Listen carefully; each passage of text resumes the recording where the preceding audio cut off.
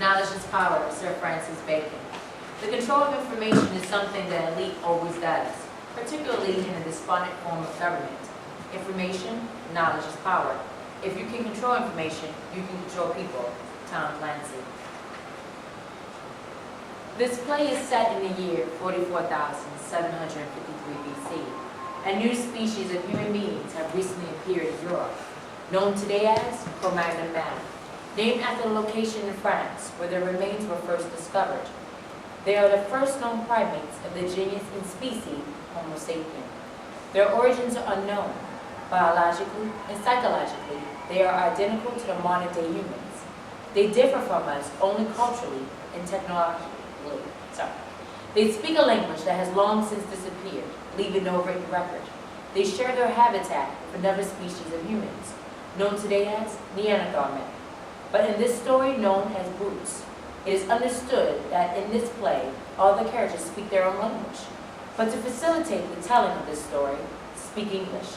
Cro-Magnon man understands the concept of modesty, clothe themselves in animal hides, and believe in a higher spiritual power. The entire play is set in the interior of a cave, located in what is today central Greece. Scene 1. A woman is tending a fire which is being used to roast the leg of an antelope. Her name is Maka. She is 18 years old. Nearby is a basket made from twigs. The basket contains an infant. A man enters. His name is Keba. He is 20 years old. He is carrying a long wooden staff in one hand and a sharp stone with a cord hanging from it in the other. Did you bring back anything? No. It's a damn piece of junk. I fastened the head of the spear to the staff, and as soon as it hits an antelope, the head falls off. Well, why can't you make a spear out of a piece of wood? Because even with a sharp point, a wooden spear cannot penetrate an animal's hide, and it wears out quickly and requires constant replacement. And when it rains, a wooden spear is completely useless for hunting, but a sharp rock can be used repeatedly. Where are the others? Still out there gathering some berries? Why aren't you helping them? I'm sick and tired of eating berries. Look, I'm cooking that antelope leg. You want a piece? You know what will happen if we eat that. We'll never know. Like he'll never know who fathered the baby? That's right. He thinks it's his, doesn't he? Well, so what? It's not his, it's yours. How do you know that? Because I just know. You're wrong. Babies come from the great god Dika. I know. But I was blessed after we did the act. But I am not Dika. But I think you are. You just took the form of a human. Me? A god? Don't talk that way. It will make Dika angry. You are silly, but I love you. Why? I can't make a spear that works. I'm not even part of this clan. I'm useless. But you are kind and good. And when we are together, you make me happy. If Dolka ever finds out, he'll kill us. Don't worry about that. He can't kill you because you are Dika. From offstage comes the sound of people talking. I guess they're back. 2 men and a woman enter. One of them is large. His name is Duka. He's 26 years old. The other is his younger brother, Hilda, who is 17. The third is Ilma, Maka's younger sister. She is 16 years old. She is carrying a sack of berries and boots. No wonder you left. You want some of my antelope. That's not so. I left because the spear broke. But you are the hunter. Your job is to hunt. I can't hunt without a spear. Then use a club or rock. But they don't work against antelope. Who asked you? You're just lazy. You have things too easy. When I was your age, I killed antelope with my bare hands. That's right. I once saw him do it. Well, thank you, little brother, but I can speak for myself. That's impossible. Are you doubting me? Is anyone here doubting me? I asked you a question, now answer. Please don't leave him alone. He didn't mean what he said. Well, I think he did. In fact, I think he wants to eat my food. No, that's not true. Better not be. I'm head of this clan, and don't anyone forget that. That's right. And if anyone messes with Dorka, you will answer to me. Kilda reaches inside his clothes and removes a large rock, which he brandishes in front of Keba. The rock has razor edges and a sharp point. It is known as the knife. You know what this is? And if anyone has any complaints... No! Well, Kaba, what do you say? I didn't mean it. Duka releases Keba. Kilda puts down the knife. Nobody dares oppose my brother or the knife. That's better. Now let's eat. The antelope leg ready? Yes. Then bring it here. Maka removes the antelope leg from the spit over the fire and brings it to Duca, who takes it and splits it in half, keeping one half and giving the other half to Kilga. This is good. The others are watching Duca and Kilga eat. What are you all looking at? You have food too. Kaba, Maka, and Elma start eating the berries. They eat in silence. Kaba, what's wrong with you? Don't know how to use a spear? Leave him alone. Shut up. Who's talking to you? You're making fun of him. Kilga stops eating, gets up, walks over to Elma and slaps her hard on the face. That will teach you to talk back to me. Maka rushes over to Elma. You brute! You hurt her! The same will happen to you if you don't shut up. It's okay, Maka. He didn't mean anything. Oh, I meant it. Remember, because of us, you have protection. And because of us, you can go out and get food. Who needs you? We don't need women. Oh, I wouldn't say that. Of course, Doka. They're good for some things. Aren't you going to stand up for us? Well, Kaba, can't talk? Leave him be. He's useless. Can't do anything right. Why do we let him stay? There are reasons. You were thrown out of your clan, weren't you? Well, weren't you? Yes. And we took you in, right? Yes. And how do you repay us? I do my job. You do nothing. You are nothing. I killed the antelope that you're eating. Big deal. The thing was already half dead when we found it. We could have killed it without you. Why don't we throw him out? Because if we do, he'll just come back like a stray dog that won't leave. And besides, where would he go? He's our slave. I think they're nothing but trouble. My brother is just too nice. I would not be so nice. The cave is just not big enough for all of us. If you want me to leave, I'll go. No! Why no? Because we need Kaba to protect us. Quiet, woman. I provide protection. Maybe we need to go find us 2 new women. Bring the baby here. Maka gets up, picks up the baby and hands it to Duca. Duca starts playing with the baby. Nice baby. Let's name him Sira. Take the baby back. Maka takes the baby and starts feeding him. Look at her, so shameless. Leave me be. If you want, I'll feed the baby. You're not ready yet. We'll see about that. Don't you touch me. I'll touch you whenever I want. Kilda takes out his knife, goes over to Elma, and points the stone directly at her throat. I'll have you now. Now strip! No! I'll say this one more time. Strip! No! Come over here now! Come over here now! End of scene 1. Scene 2. Time. 3 hours later. It is night. It is pitch black except for a faint light coming from the fire. Duca, Kilga, and Elma are sleeping. Maka is sitting next to Kaba, whose head is bleeding. You were so brave, Look what it got me. but you saved my little sister. Not for long. Kilga will have his way. He has the knife. But you are Dika, so you will help us. I've told you that I'm not Tika. I'm Cable, a nobody. But you are a god. I know it. I can feel it. Here, feel it. Maka takes Kaba's hand and places it on her forehead. Feel how hot I am? Yes. I only get that way for you. That's how I know you are Dika. Maka, please. Suddenly, Maka kisses Kaba. Kaba kisses her back. Duca wakes up. What's going on over there? Nothing, I was just making sure Cable was You belong alive. here with me, not him. He can take care of himself. He was bleeding. I said for you to leave him. Go. You see, he doesn't need you. I have to feed the baby. Leave the baby be, I want you here. But Come over here now. Please, leave me be. I'll be all right. Maka looks at Kaba, then gets up and joins Duca. Soon from the darkness comes the sound of 2 people having sex. End of scene 2. Scene 3. Time. The next day. Maka is squatting down, running her fingers through the dirt. Kaba enters. Once again, he's carrying a broken spear. Hello, Maka. Maka looks up. What are you doing? nothing. Okay. My spear broke again. What am I going to do? Who cares? I care. True, only about you and your dumb steer. It's not true. It is true, you're afraid. Of what? I go out to hunt every day. Not of what, but of who. Look, I can't fight Dolka.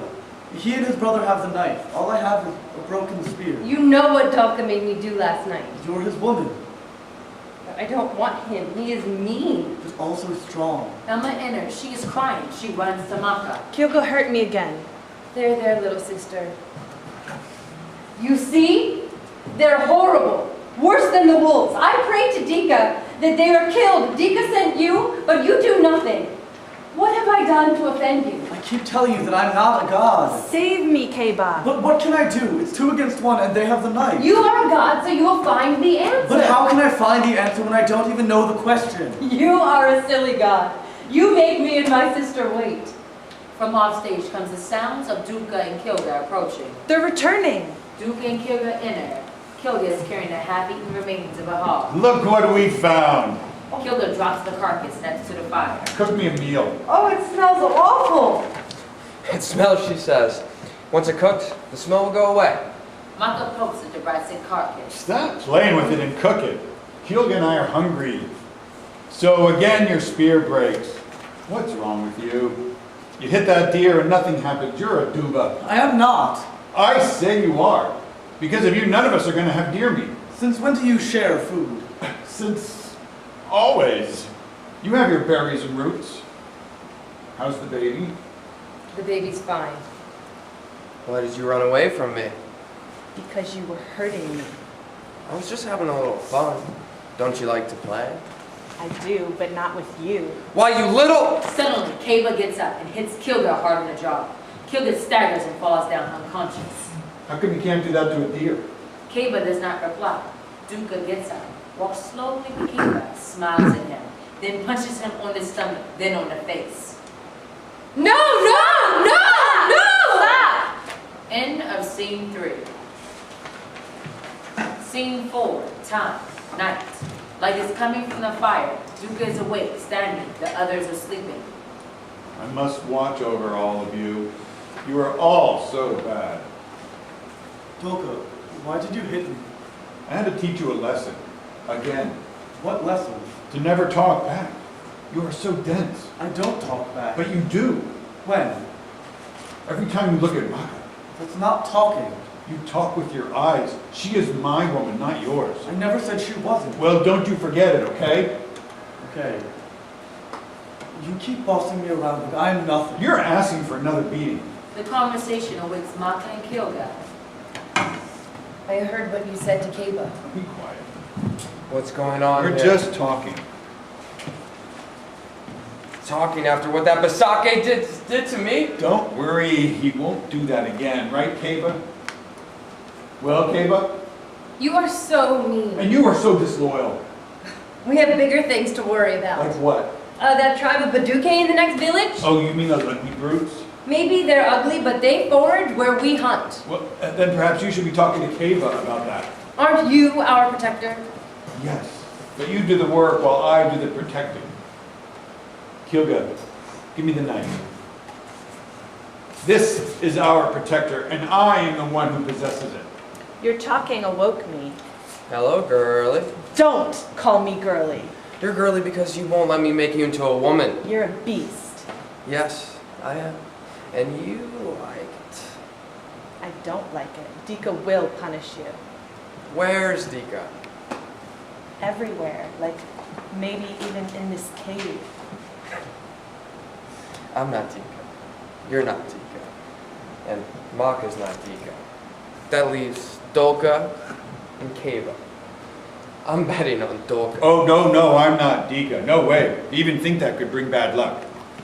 So that leaves Keiba, and there's no way that he can be a god. Yesterday I proved I was God enough to give you a good whacking. You caught me by surprise. No, I did not. It was fair. If it was fair, you would be dead. You and your brother ganged up on me. Well, we have to keep you in line. Are you making fun of him? If it weren't for us, he would be dead. You know he was thrown out of his clan. You want to know why? Please, don't discuss it. What's wrong, Keiba? Can't handle the truth? No, it's just that... Just what? Why bring this up now? Well, maybe it's time for Maka to know. Whatever Kaba did won't mean anything to me. Well, you might feel differently after you're told. No, I will not. Okay. Don't tell me later that I didn't warn you. Please, don't tell! I must tell to clear the air. 5 moons ago, Cousin Regna asked me to do him a favor. He asked me to take in Kaba. I asked why. Regna said that Kaba did something awful. I asked what he had done. Regna told me that he had done Kile Jile with his son, Wilga. No, it's not true. I never touched Wilga. That's not what Regna said, and Regna never lies. But there is more. On the hunts, you were useless. You hunted with spears that broke just like with us. Regna said that he wanted to put you into exile, which would mean death. But I said no. Let me take him in and make him useful. When he is fixed, I will send him back. Regna was so grateful that he promised to share the next 2 antelopes or deer he killed with me. So, now he is indebted to me, and I will hold him to that debt. As for Kaba, he has to shape up so that I can collect. All lies. Oh, look how you come to his defense, and yet you deny that you and Kaba have something going on. You did have to mention that stuff about Wilga. But it's true, isn't it? You believe it to be true, so my denials would be a waste of time. You're such a liar. I am not. Let's send him back to Wilga now. No, he stays until he's fixed. But what if you can't fix him? We'll talk about that later. End of scene 4. Scene 5, time, the next day. Maka is tending to the fire. She is roasting vegetables. She is also running her fingers through the dirt, drawing different patterns. Kaba enters. He tosses a spear and the spearhead against the wall of the cave. No luck again? For me, no. I just don't know what to do about making sure the spearhead stays on the end of the shaft. Maka continues her drawing. Kaba watches her draw. What are you doing? I call it drawing. What are you drawing? I call them circles. It's like creating something in the dirt. Yeah, that's it. Maka continues to run her fingers through the dirt in ever small concentric circles. Kaba watches, fascinated. Kipa kipa yado me, doma yage lago me, eke mege yado me, dora selva kiba de. What's that you're saying?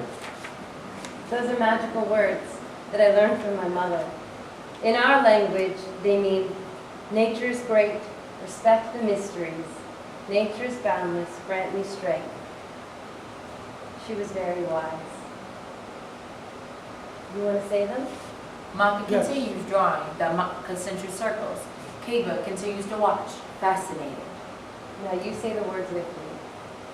Kipa kipa yado me, doma yage lago me, eke mege yado me, dora selva kiba de.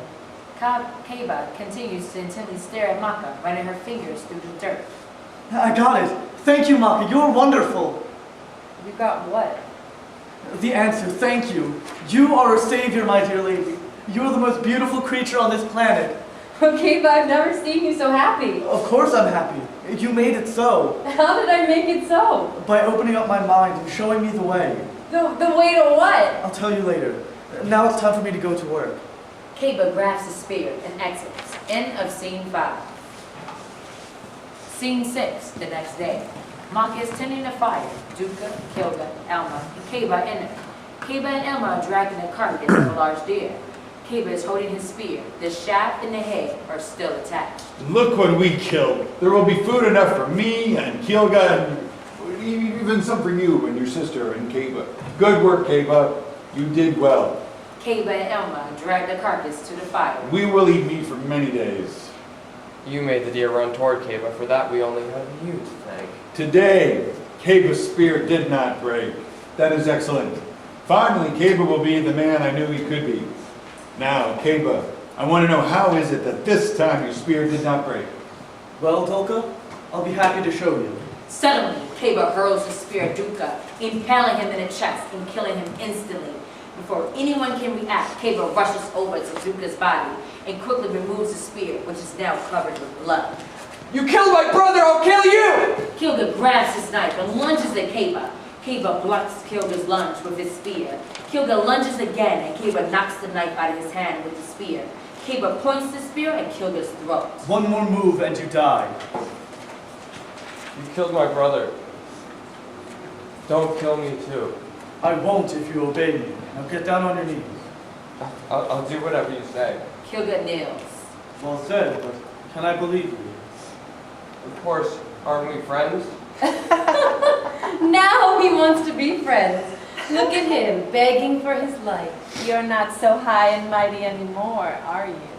Emma walks over to Kilga and slaps him hard in the face. Don't you ever touch me again. You hear?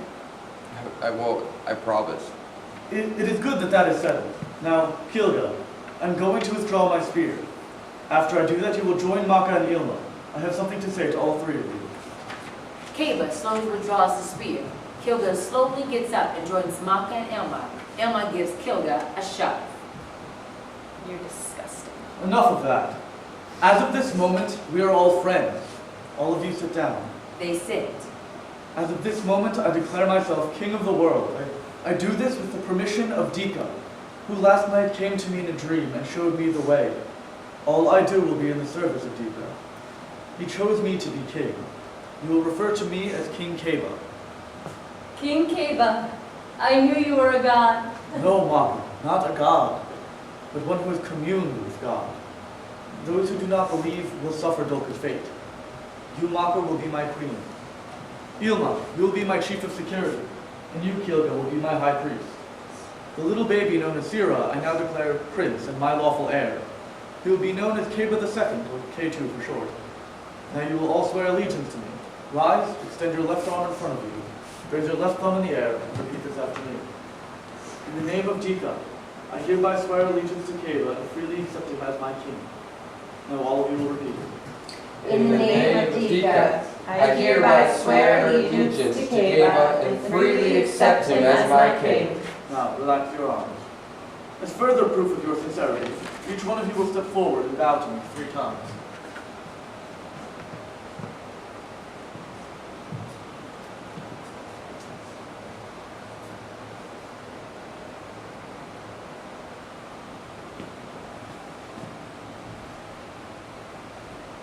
Anyone who violates their oath will feel the wrath of Dika.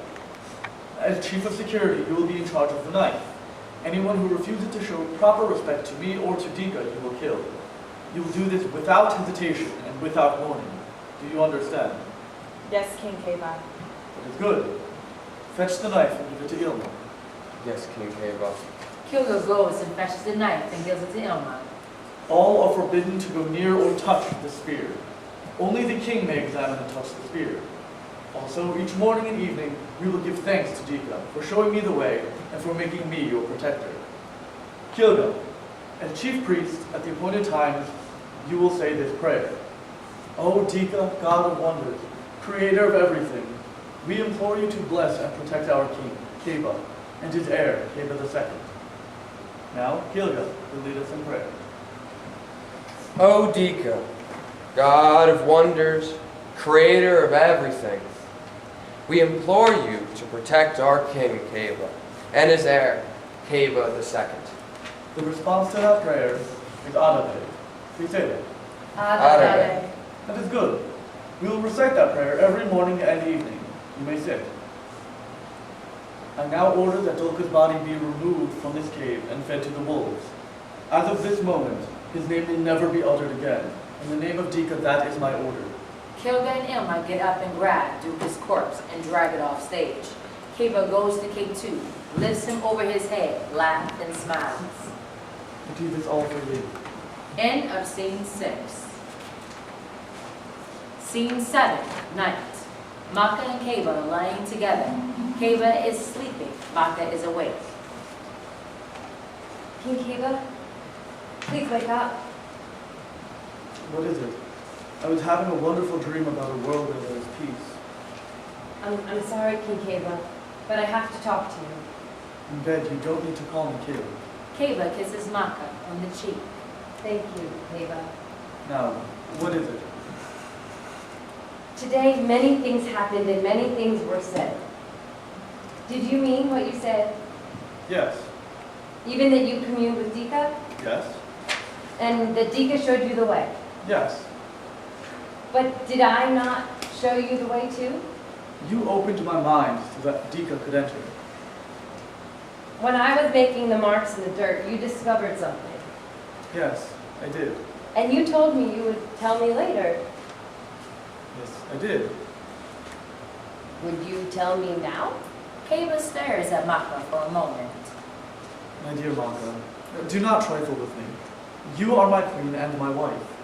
Through you I made a discovery, and because of that discovery I have a weapon that no one else in the entire world has. But it was Dika who opened my eyes. Do you understand? I think so. You think so? Have I not expressed myself clearly? I understand your words, but I don't understand the meaning. Dika is guiding me. So your spear is, let's say, divinely inspired. Yes, it is. Because of Dika, I discovered how to fasten the head of the spear to a shaft so that the head does not fall off. No one in the whole world knows how to do that except me. And I don't want anyone else in the world to learn the secret, because if they do, then every clan will have the spear and we'll be finished. Dika meant for me to have the secret, and I will guard it with my life. Do you really think you can keep that secret just to yourself?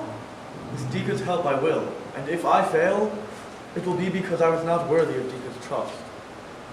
I've always known that you've been chosen by Dika. Actually, you thought I was a god, but I am not. I am but a servant of one much higher and greater. And the whole world must know that too. That way they will understand that I am special. Would Dika permit you to share your secret with me, your queen? I want to, but Dika won't allow it. Then if I shared a secret with you, would Dika permit it then? I don't know, but it is best if you not keep any secrets from me. So, what is your secret? Sometimes I think that it is not Bela moving across the sky, but us moving instead. That is impossible. You are teasing me. Your secret makes no sense. No, I would never tease you. Keba, I believe in you, and you proved yourself today, but But what? maybe you went too far by killing Dolka. I did what had to be done. It was the will of Dika. Dolka had to be killed. It was either him or us. But what about Kilga and my sister? What about them? Do they have a place in your kingdom? Of course, you heard me today. Ilma is my security chief and Kilga my priest. And you were really serious. Yes, I'm serious. Don't worry about your sister. As long as she is loyal to me, her place is here with us. Kilga despises me, so I want to keep him close to me. And besides, he wants your sister, so maybe Ilma should become his woman. But she despises him. Now she does, but soon that will pass. He'll be a good man for her. I love you. And I love you too. They embrace, kiss, and start making love. End of scene 7. Scene 8, 2 months later. Kaba and Maka are sitting on tree stumps. Those are their thrones. Kilga and Elma are sitting near the fire. Maka is holding K2. The cave is crammed with carcasses of deer and antelopes. From offstage comes the sound of people approaching. See who is approaching. Elma gets up and exits. Soon she returns. 2 brutes are outside. They wish to speak with you. The brutes are an ugly people, stupid too. They can barely talk. Dika does not consider them human. Aren't you not being harsh, my lord? No, it is Dika's will. They're just beggars coming to us for food. They may enter. Elma exits and then returns, escorting 2 ape-like persons. One is male, his name is Nu. The female's name is Ka. Except for animal hides wrapped around their middle, they are naked. Bow down to King Kaba. Welcome to my humble cave. What are your names? Minu. Mika. Noog and Ka. What can I do for you? Food. Want food. You want food? Yes. How many in your cave? Many. Have baby like you. So you have a baby. Baby need food. So why come here? You have food. That is true. I have food. Need for baby. You mother. Me mother. What can you give us in return? Noog and Cog look at each other and then shrug their shoulders. Maybe they do not understand. I can't speak any simpler. I hunt for food. I have food. I give you food. You give something to me. Cog squats down, lifts up her cloth, exposing herself. Kaba and the rest recoil in revulsion. Stop that, now, or go! They are so low. Why don't you give them some food and send them on their way? Yes, I will do that. I'm going to give you some food. Thank you. You good. Give them one leg of deer and one of antelope. Yes, King Kaba. Ilma takes out the knife and cuts off a leg from a deer carcass, then does the same with the antelope carcass and gives both legs to Nuke. Now get them out of here. Yes, King Kaba. Follow me. You go with them. Yes, King Kaba. Elma and Kilda lead, followed by Noog and Cobb. Kaba and Maka are alone with Big Two. Tomorrow we will go to their village and clear them out. Take back the food we gave them and take over their cave. I then will have a place to stay overnight when hunting. Why clear them out? They do us no harm. Why clear them out, you ask? I'll tell you. They're not human. They're not anything. They can't hunt, they can't talk. They're ugly and they're stupid. Dika made them that way. They have nothing to trade, so they must move on. Or should I do them a favor by just killing them and be done with it? But they do have something to trade. Those brutes? No way. They can work for us. They can cook our food and clean our clothes in return for food. Ilma and Kilga do that already. But Ilma and Kilga are family. Why have family doing such low things when the brutes can do it for us? Then we can all go on the hunts together and kill even more food. I'm the only one allowed to kill. Then make more spears. So that others can learn my secret? Never. One day, when Dika tells me, I'll share that secret with you. But not now. Sometimes you worry me. Look around you. We have enough food to last us 6 moons. And that's because I have the spear. It has made me the most successful hunter in the world. I know that. The secret is yours. And must stay with me, period. If Kilga, Ilma, you, or anyone else ever finds out the secret, then the word will spread and soon everyone will have a spear and all our food will disappear and will be put out. We're not the only clan out there hunting for food. Already there are fewer deer and antelope in the fields. Yes, Kaba. You are king and you know best. And you are my queen. I'll think about putting the brutes to work, as you call it. Also, when Ilma and Kilga return, we will have supper and then say our evening prayers before going to sleep. Yes, my dear king. End of scene 8.